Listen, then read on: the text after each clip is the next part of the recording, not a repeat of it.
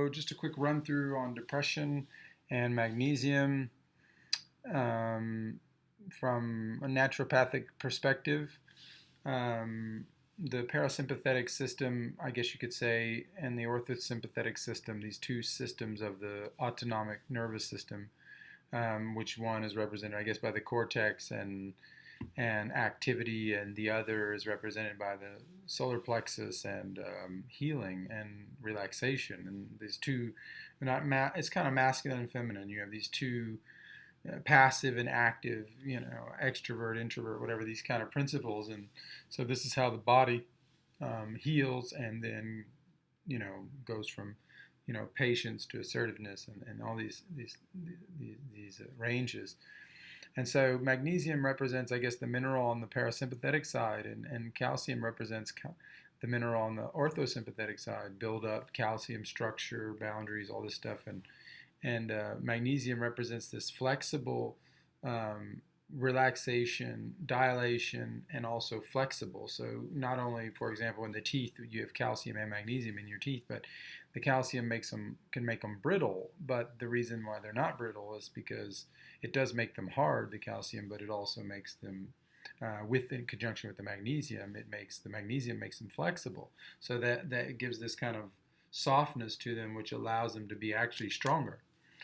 And so that's just one little note on how the system works. But so magnesium is responsible for that, and very well known that magnesium helps with the production of serotonin and tryptophan, the precursor of serotonin. And so this helps convert. When the tryptophan converts to serotonin, magnesium must be present, and the optimization of magnesium optimizes this conversion. And so this is a key feature for, serotonin, the good feeling, kind of mood stable, kind of not euphoria and giddiness, but just stable. And magnesium has been well documented in this area. And also, zinc, magnesium, selenium, they kind of work together, I guess you could say, for this and for the mind in general.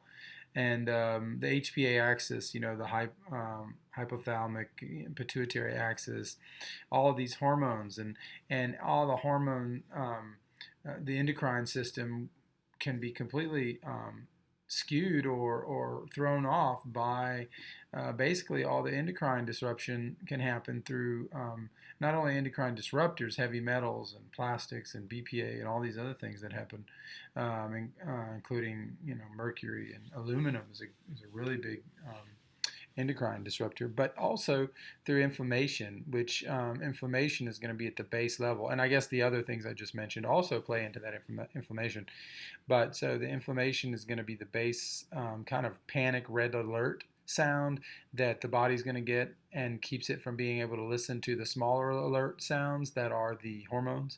So basically it's like a big, just like, it just eclipses everything else that's happening, and we have to kind of just focus on that. And so that throws off the body's natural cycle of hormone coming back down, anxiety coming back down, healing, etc. It pulls us off of that cycle and puts us into a more stressful mode. And magnesium is famous for also limiting that, not only the inflammation, there's tons of studies on magnesium and inflammation. And so this is the base molecule for calming that inflammation, not only at the emotional, psycho-spiritual level, but also at the molecular level.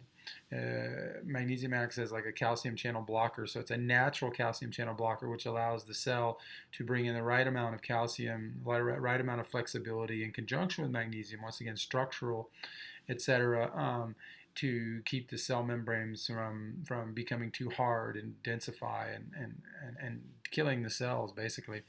So, and allowing that dilation process and detoxification, all those things to happen. So that's happening at the cellular level and even at the more organic level, organ systemic level, I guess you could say.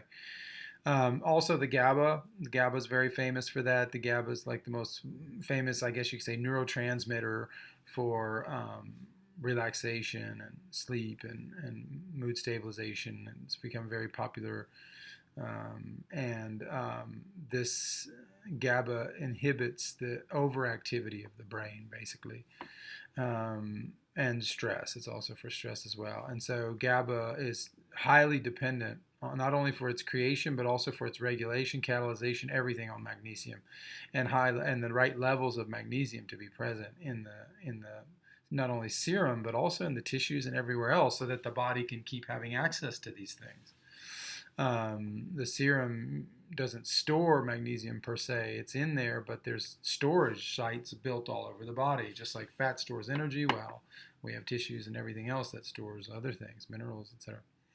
So they even did some studies on Alzheimer's, and they found that it's like basically the reason that this works so well, magnesium, is because it not only creates a structure and an electricity, kind of like a positive ionic atmosphere for the conduction of the synapses in the nervous system.